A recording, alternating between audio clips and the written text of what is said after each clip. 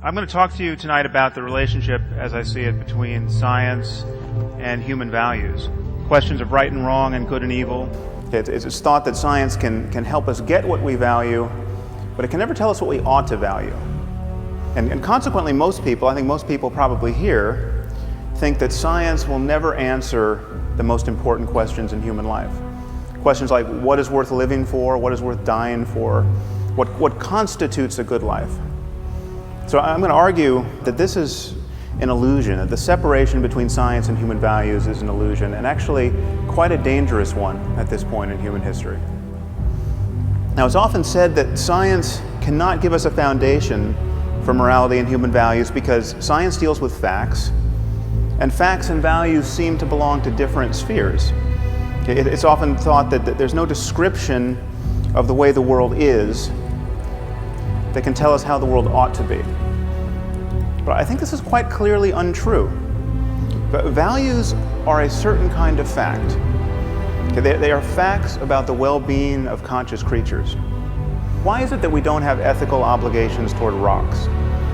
Why don't we feel compassion for rocks? It's because we don't think rocks can suffer. And if we're more concerned about our fellow primates than we are about insects, as indeed we are, it's because we think they're exposed to a greater range of potential happiness and suffering. Now, the crucial thing to notice here is that this is a factual claim. This is something we could be right or wrong about. If we've misconstrued the relationship between biological complexity and the possibilities of experience, well then we could be wrong about the inner lives of insects. Okay? And there is no notion, no version of human morality and human values that I've ever come across that is not at some point reducible to a concern about conscious experience and its possible changes. Even if you get your values from religion, even if you think that good and evil ultimately relate to conditions after death, either to an eternity of happiness with God or an eternity of suffering in hell, you are still concerned about consciousness and its changes. And to say that such changes can persist after death is itself a factual claim, which of course may or may not be true. Now, to speak about the conditions of well-being in this life for human beings, we know that there's a continuum of such facts. We know that it's possible to live in a failed state, where everything that can go wrong does go wrong, where mothers cannot feed their children, where strangers cannot find the basis for peaceful collaboration, where people are murdered indiscriminately. Just admitting that there are right and wrong answers to the question of how humans flourish will change the way we talk about morality, and it will change our expectations of human cooperation in the future. Okay, is it a good idea, generally speaking, to subject children to pain and violence and public humiliation as a way of encouraging healthy emotional development and good behavior? Okay, is there any doubt that this question has an answer and that it matters? Now, it is the position, generally speaking, of our intellectual community that, while we might not like this, we might think of this as wrong in Boston or Palo Alto, who are we to say that the proud denizens of an ancient culture are wrong to force their wives and daughters to live in cloth bags? I mean, who are we to say even that they're wrong to beat them with lengths of steel cable or throw battery acid in their faces if they decline the privilege of being smothered in this way? Okay, well, who are we not to say this? Who are we to pretend that we know so little about human well-being that we have to be non-judgmental about a practice like this? I'm not talking about voluntary wearing of a veil. I mean, women should be able to wear whatever they want as far as I'm concerned. But what does voluntary mean in a community where when a girl gets raped, her father's first impulse, rather often, is to murder her out of shame? Just let that fact detonate in your brain for a minute.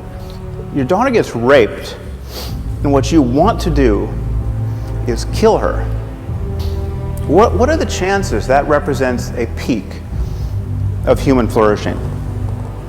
There may be many peaks on the moral landscape, but the thing to notice is that there'll be many more ways not to be on a peak. And in fact, the endurance of religion as a lens through which most people view moral questions has separated most moral talk from real questions of human and animal suffering.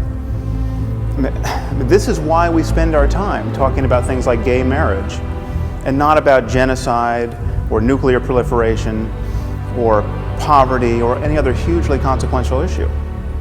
But the demagogues are right about one thing. We need a universal conception of human values. Now, what stands in the way of this? Well, one thing to notice is that we do something different when talking about morality, especially secular, academic, scientist types. When talking about morality, we value differences of opinion in a way that we don't in any other area of our lives. Now, notice that we don't do this in science. Okay, whenever we are talking about facts, certain opinions must be excluded. That is what it is to have a domain of expertise. That is what it is for knowledge to count. How have we convinced ourselves that in the moral sphere there is no such thing as moral expertise, or moral talent, or moral genius even? How have we convinced ourselves that every opinion has to count? How have we convinced ourselves that every culture has a point of view on these subjects worth considering? Does the Taliban have a point of view on physics that is worth considering? No. Okay. How is their ignorance? How is their ignorance any less obvious on the subject of human well-being?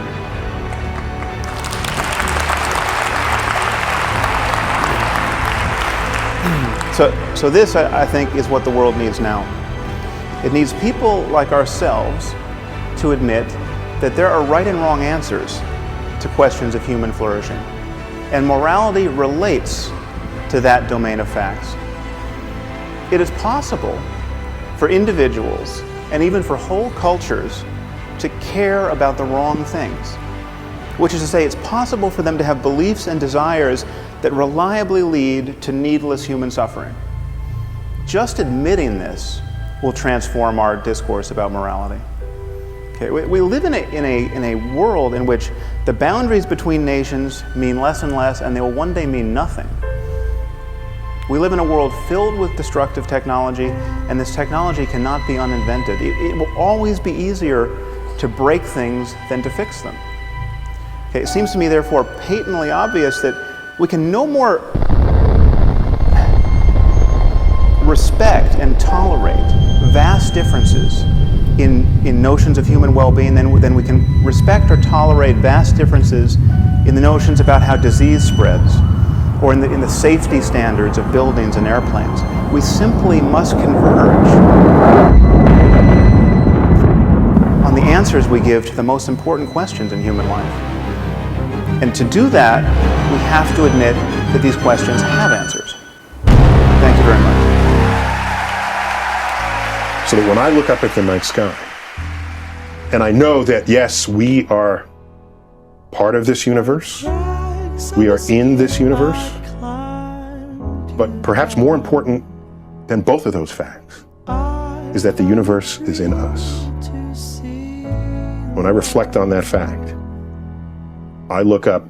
Many people feel small because they're small and the universe is big, but I feel big because my atoms came from those stars. There's a level of connectivity. That's really what you want in life. You want to feel connected. You want to feel relevant. You want to feel like you're a participant in the goings-on of activities and events around you. That's precisely what we are, just by being alive.